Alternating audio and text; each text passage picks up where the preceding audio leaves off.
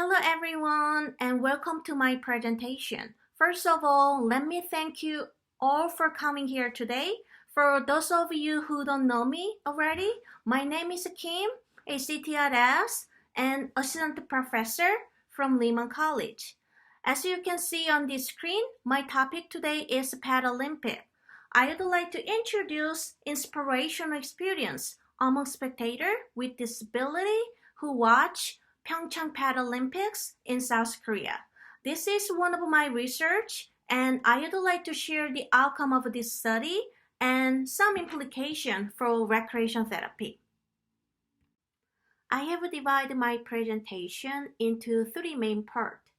First of all, I want to give you a background of Paralympics, such as the history of Paralympic game and Paralympic classification to determine who is eligible to compete in the game and Paralympic summer and winter sports.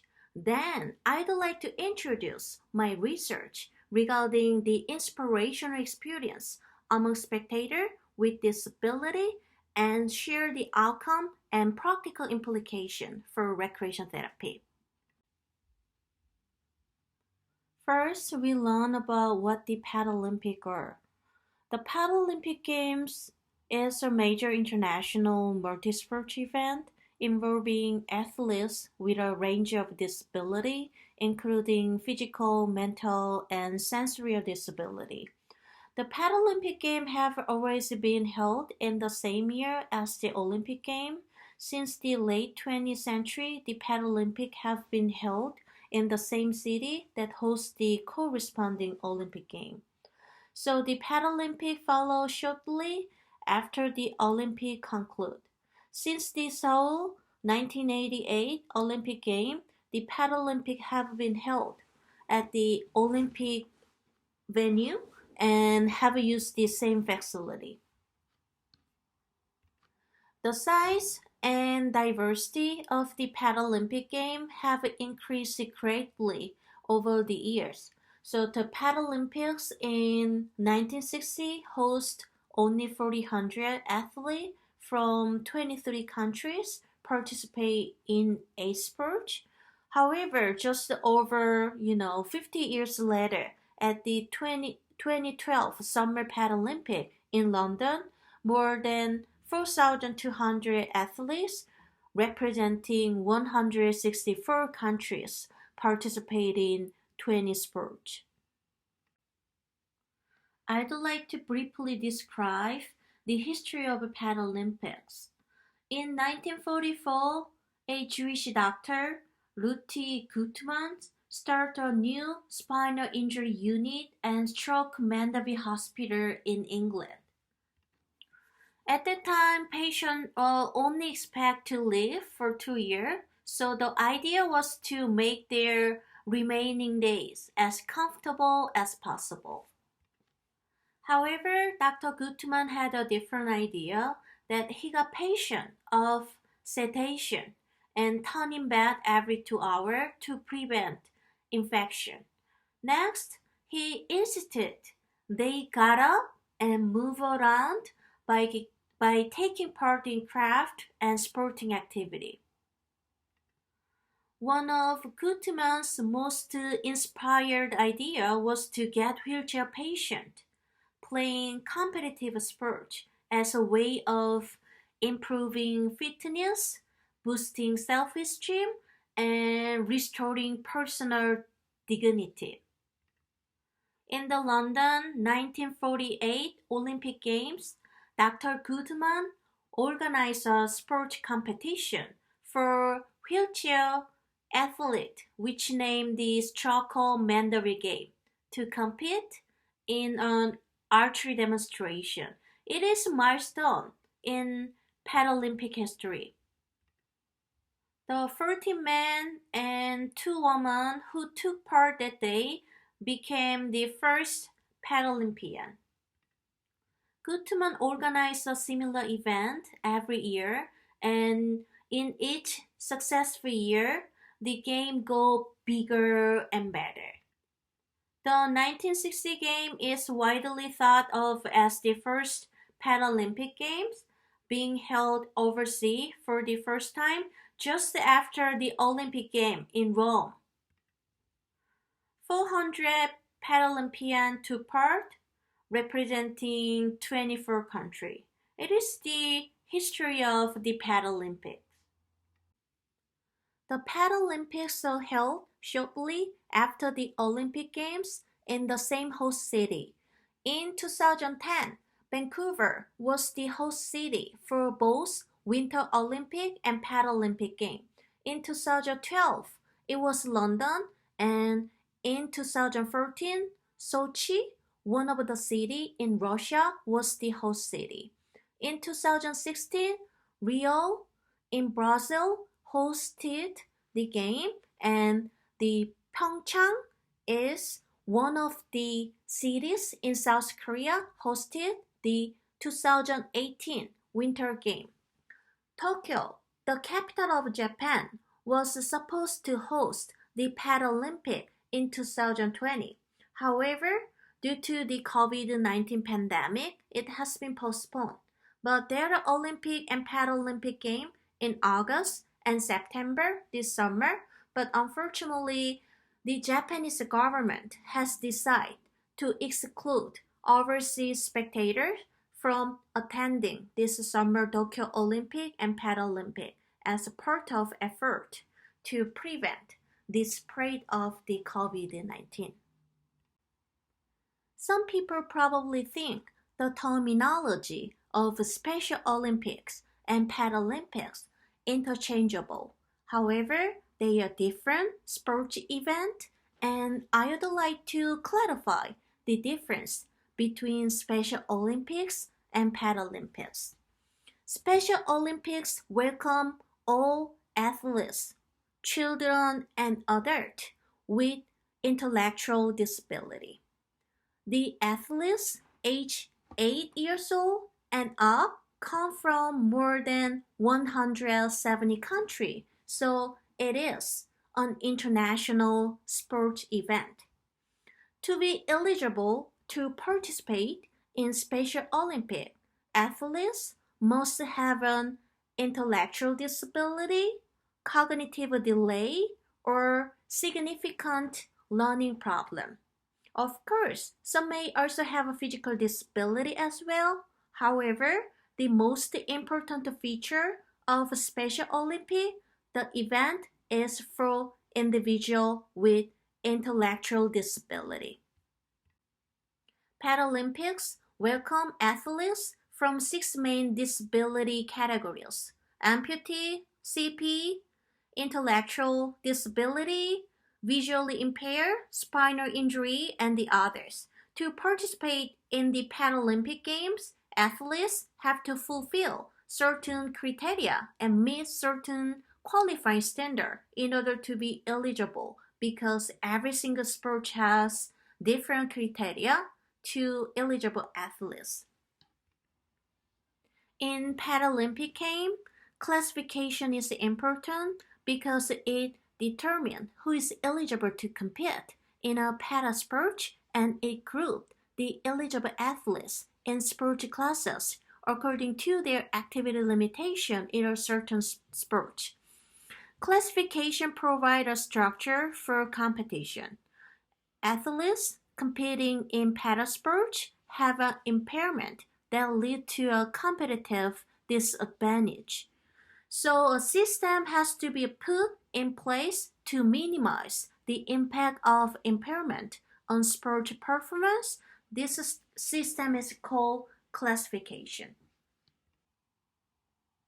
I'm going to introduce the 10 eligible impairments required to participate in Paralympic Games.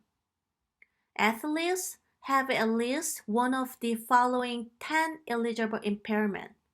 Impaired muscle power. Athletes with impaired muscle power have health conditions that either reduce or eliminate their ability to voluntarily contract their muscle in order to move or generate force.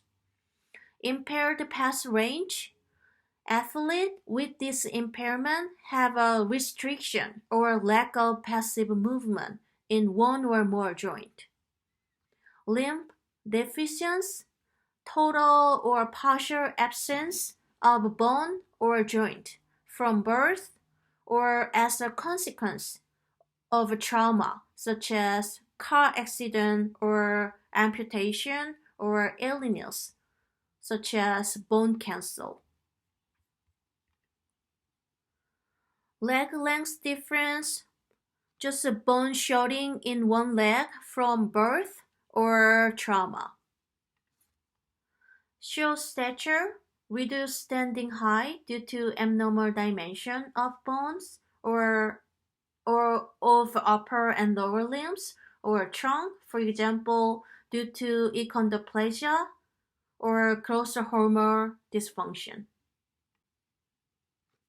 Another impairment is hypertonia, abnormal increase in muscle tension and a reduced ability of a muscle to stretch, which can result from injury, illness, or health conditions such as cerebral palsy. Ataxia. This is the lack of coordination of muscle movement due to a neurological condition. Atetosis is generally characterized by unbalanced and uncontrolled movement and some, difficulty in maintaining symmetrical position due to disability such as CP or brain injury. Visual impair, as you know, is a decreased ability to see to a degree that causes the problem not flexible by usual means such as glasses. Intellectual impairment, a limitation in intellectual functioning and adaptive behavior as expressed in conceptual, social, and practical adaptive skill, which origin usually before the age of 18. These are 10 eligible impairments, and the classification system differ by sport. In Paralympic sport, there are two different types of sport. One is what you can do in summer, and the other one is what you can do in winter. There are 22 summer Paralympic sports. Many of the same Olympic events are included, such as cycling, archery, swimming, badminton, taekwondo, judo, rolling, table tennis. Although sport equipment for the Paralympics may be modified for specific disability. Also, there are different rules from the original sport, and so it looked like much interesting. I guess probably some sports would not be familiar to you. So among them, I would like to introduce two disability summer sports, boccia and goalball. Boccia, which means ball in Italian, this is originally designed to be played by people with CP. However, it is now played by athletes who have any kind of neurological impairment that affect their motor function, such as individual with CP, stroke, traumatic brain injury, high-level spinal cord injury, muscular dystrophy, and multiple sclerosis. Not everyone can participate in playing boccia in Paralympic game. There are some eligible impairment time, and only the individual who meet this eligible impairment type can participate in playing boccia. Individual with impaired muscle power or impaired passive range of movement or limb deficiency or leg length difference. Also, the individual with atetosis, hypertonia, and ataxia, they are eligible to play in boccia. All players complete in wheelchair due to a loss of leg function and trunk stability caused by lack of muscle coordination and control. There are four sport classes in Buchia, from BC1 to BC4 classes. Since every individual limitation is different caused by their disability, based on their ability, they can be categorized in one of the classes in order to enjoy a fair game. In BC1 class, players in the class have a severe activity limitation affecting their legs, arms, and trunk due to coordination impairment. They can grasp and throw the ball and do not use assistive device. In BC2 class, players in the class have better trunk control and arm function than the player in BC1 class and BC3. The ability of their arms and handle often allow them to throw the ball overhand and underhand and with a variety of grabs. BC3 players in the class have a significantly limited function in their arms and legs and poor or no trunk control due to cerebral or non-cerebral origin. To help them propel the ball onto the court, they use a ramp and other assistive device to roll the ball. BC4 players in the class comprise athletes with impairment that have no cerebral origin, such as muscular dystrophy or spinal cord injuries or amputation affecting all four limbs. Players throw the ball usually with pendulum swing, sometimes using both hand or arm. So I think it'll be great to watch a video clip to learn how to play Buchia.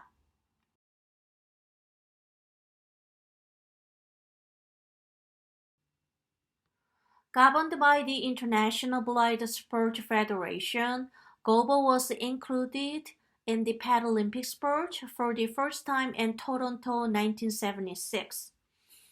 Gobo is played exclusively by athletes who are blind or visually impaired.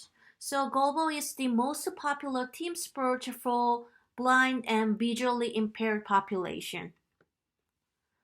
Teams are made up of 6 players, with 3 members playing at any one time.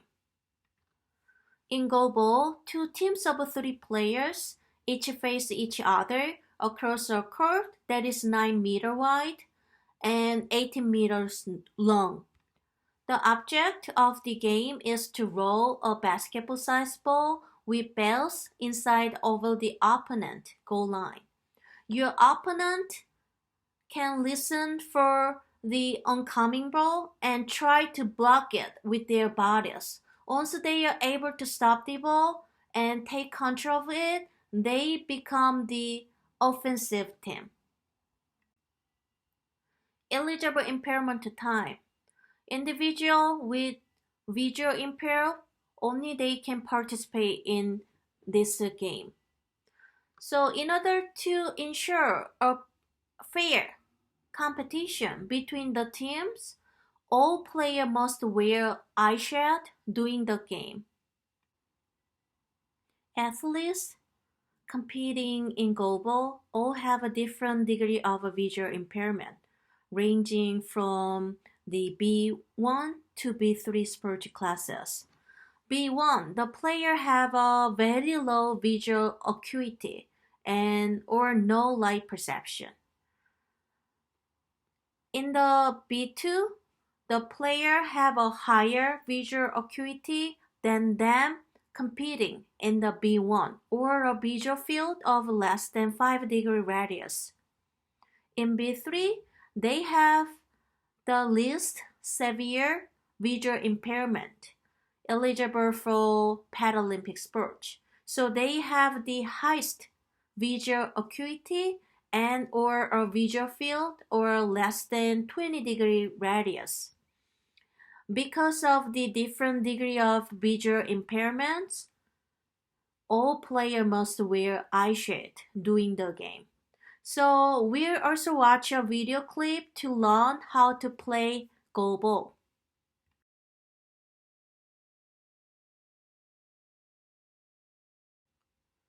We now move on. Paralympic winter sports. There are 6 winter sports. Alpine skiing. This is an adaptation of alpine skiing for athletes with a disability, and biathlon combine 2 sports, cross skiing and target shooting.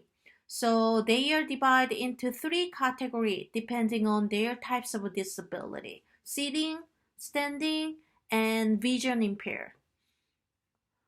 Probably cross skiing and para-ice hockey and snowboard you guys would be familiar with. However, probably someone would not be familiar with the wheelchair curling. So I'm going to introduce what wheelchair curling is. Wheelchair curling made its debut at the Paralympic Winter Games 2006 in Turin, Italy.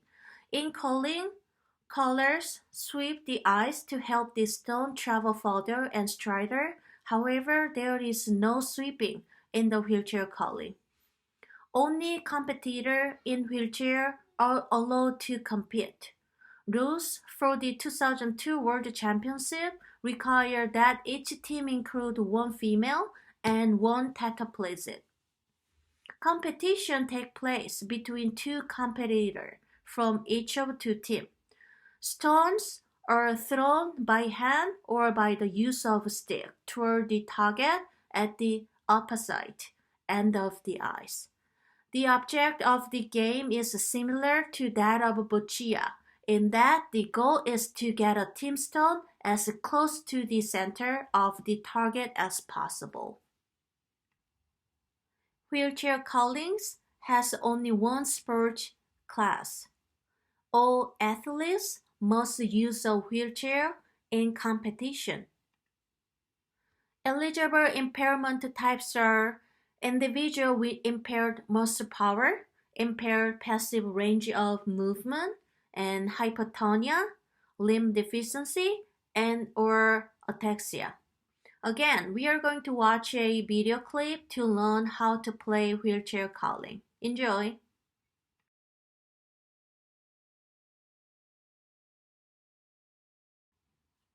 So far, we have learned about the background of Paralympics, such as the history, the classification, and a variety of summer and winter para sports, in particular boccia, goalball, and wheelchair curling.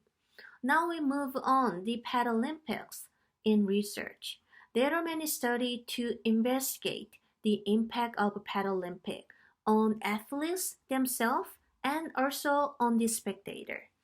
First, in the previous research, scholars have revealed that athletes have achieved some health-related benefit through participating in para sports.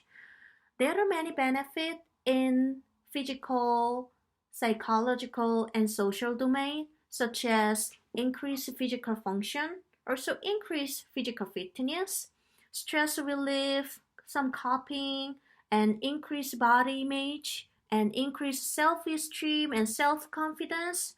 Also in social domain, they found the athletes feel more socially connected and achieve some social integration.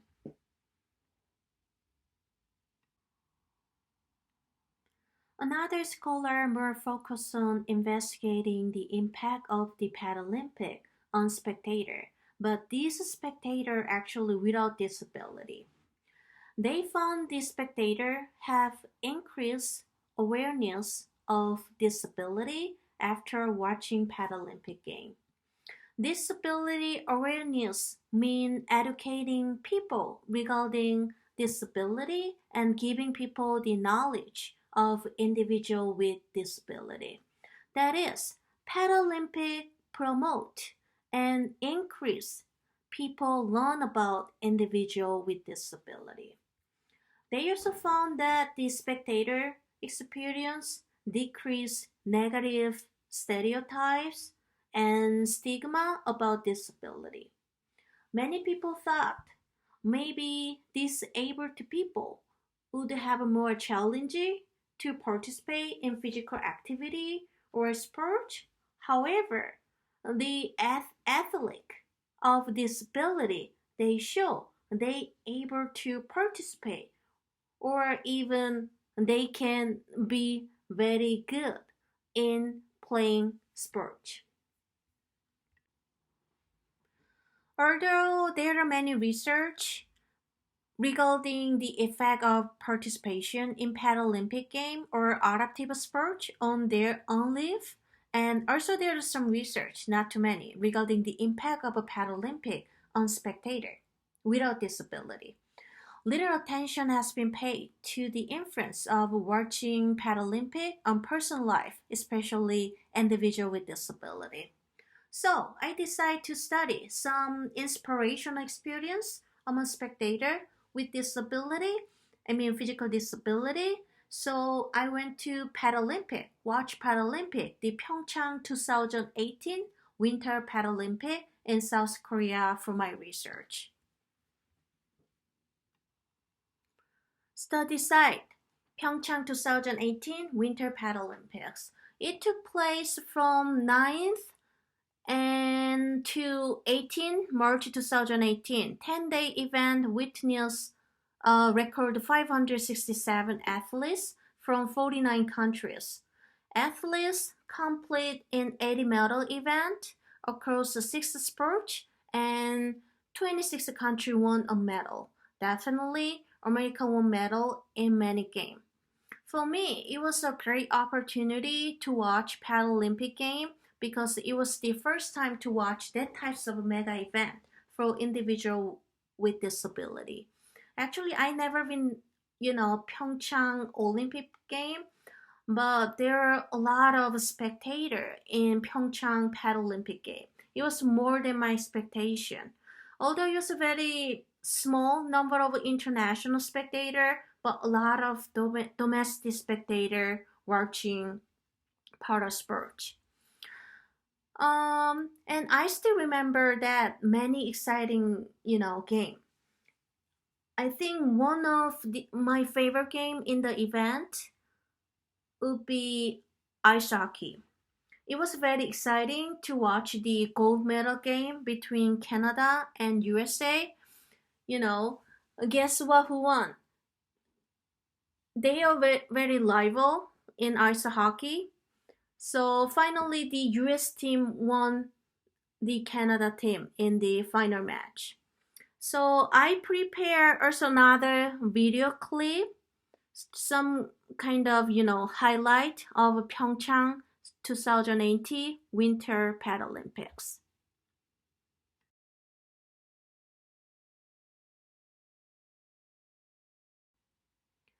What do you think? The Paralympic is amazing, right?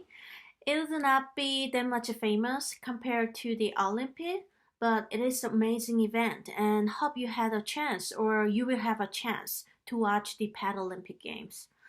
Okay, let's go back to the research. Research methodology. I use a phenomenological research approach and seek to understand individual common experience of a particular phenomenon and provide for common sense or meaning of the phenomenon to be described.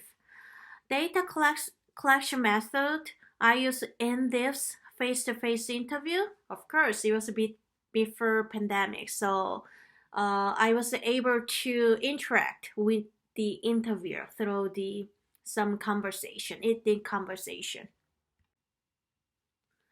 Interview profile. There are 15 participants in my research. Everyone is a spectator with some types of physical disability. Someone has spinal cord injury, someone has quadriplegia, so everyone has some kind of physical disability. The majority of them are wheelchair user, and only 3 of them use stick. 13 male and only 2 male participants. The age group are very diverse, from 20s to 70s, except one person. Everyone is Korean. Data analysis. Output of the interview was transcribed Korean first and translate into English. And content analysis was carried out to identify the common theme from the data. After analyzing the data, this study revealed 5 themes. First, I found that the spectator had a desire for participation after watching Paralympic game. Second, I also found they feel proud of individuals with disability. And third, I also found they achieve increased self-efficacy. Fourth, they had a greater disability sports awareness, and last one was social integration. It means they feel like they are part of this society. First of all, the most commonly reported experience from the spectator with physical disability who watch Paralympic game was a desire for participation. Watching Paralympic game encourages spectator to ache for playing the para sport. From this finding, it seems watching sports game could give people a newfound desire to experience a sport. Indeed, para sport could be inspiring, and perhaps it encourages the spectator to engage in a new sport for the first time. The second finding was that the majority of interviewees expressed they admire the athlete for the achievement, and they are really proud that the player showed the capability to perform well in the game.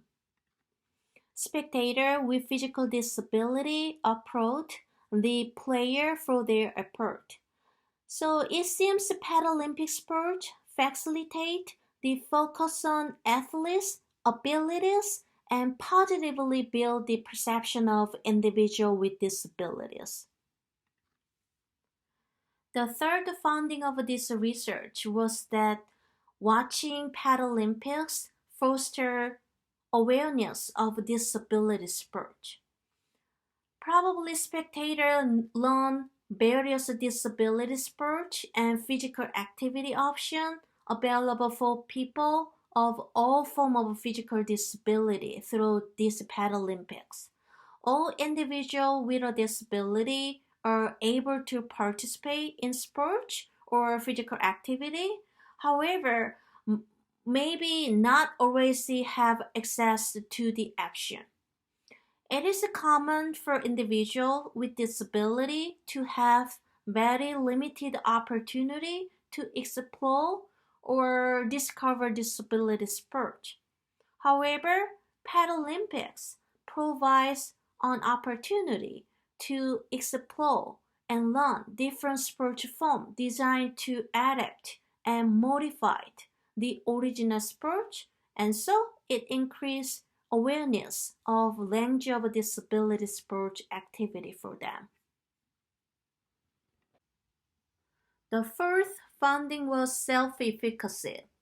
Self-efficacy is a person's belief in one's capability to perform a particular task successfully. Individuals can build self-efficacy through 4 primary sources, one of which is vicarious experience. Vicarious experience is to observe other people successfully performing a task. So increased self-efficacy was frequently referenced when the participants describe their experience as a spectator in the Paralympics. According to the theory of self-efficacy, vicarious experience is most effective when one regards oneself as similar to the individual one is modeling.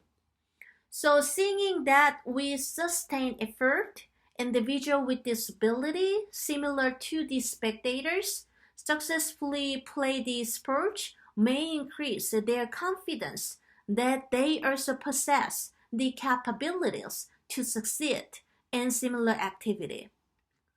I think this is a very meaningful finding that the individual with disability feel they can do it by observing that others similar to them can do it. The last finding was social integration. The interviews also discuss to how the Paralympic has provided important arenas to showcase the talent of athletes with disability, while also it catalyzes social integration among all individuals with and without disabilities. So these five themes are the findings of my research, and based on this finding, I would like to provide implication for recreation therapy. As we have seen in my research, watching Paralympics is inspirational experience for individuals with disability. So I think it is important for us to provide an opportunity to watch the Paralympics. Luckily, we have a Tokyo 2020 Paralympic game from August 24 to September 5th this summer. So one of my suggestions is that it would be great to plan Paralympic Day during the period of Paralympic. So the client can watch the game together and cheer their favorite team, and so they could achieve similar outcome in my research. I think it would be also a great idea that you can provide, some art and craft time with theme of a Paralympic, and the client can make flag craft such as like American flag or like Olympic flag and different country flag together. Like cheering tool such as a cheerleading pom-pom would be fun to make. So I think it'd be a very great idea to provide, the Paralympic art and craft time before watching, the Paralympic game together. After watching the Paralympic together, another suggestion is to create discussion group for your client. The topic in the discussion group should be Paralympic, and they can freely share their opinion after watching the Paralympic. And some of example of the question you can ask for your client in the discussion group would be, what did you feel while watching the Paralympic? And what did you learn from watching the Paralympic? And, tell me about the great thing the athlete have achieved through the Paralympic sport. And what are your favorite para sport and why? And what para sport do you want to play or run and why? Something like that. So I guess they probably, would be very happy to talk about the Paralympic game and share their opinion each other. So I think it makes an excellent addition to their life, and your client will bring back the special memory regarding the Olympic or Paralympic to the discussion group. My another suggestion is that after watching the Paralympic game together, I guess probably your client would be very motivated to learn about Paralympic game. So we can provide leisure education for them. So you can create several leisure education sessions in these four areas I suggest. So it could be, leisure awareness, social interaction skill, and leisure research, and leisure skill development. The first area of the leisure education is leisure awareness. So they can learn about the importance of leisure and recreation in their lives. And first of all, they probably first learn about themselves. So what's their, strengths, or what's the ability to participate, rec sports, something like that. They can also, identify some barrier to leisure or recreation, and then they can increase or learning about some knowledge of leisure, such as some benefit of a paddle sport. So what can actually they can achieve after participating, paddle sport or recreation sport. The second area of leisure education is social interaction skill. So they can learn social interaction skill to play team sport or, group rec sport. So they could learn some manner required for playing paddle sport or some game rule of some paddle sport. After learning the social skill required for playing paddle sport, they can play, paddle sport in a good manner. The third area of leisure education is leisure research. So they can explore, what research they have. So probably some community research for adaptive recreation or disability sport, or they can probably explore some leisure research that they can enjoy within recreation center or like your nursing home. The last area of leisure education is leisure skill development. Some of your client probably lack of confidence to play, some sport, or they just simply no idea what to do, in order to, playing some paddle sport. So they can learn the skill set to play paddle sport and some adaptive recreation. It doesn't require, true, strong physical function or something like that. So I think you can modify it or adapt some paddle sport according to your client abilities. So you don't need to follow exactly, the skill set to play, elite level paddle sport. But I think it is important more like adapt or like modified, the paddle sport to meet your client, abilities. My last suggestion is you can use bibliotherapy from the story of individual with disability.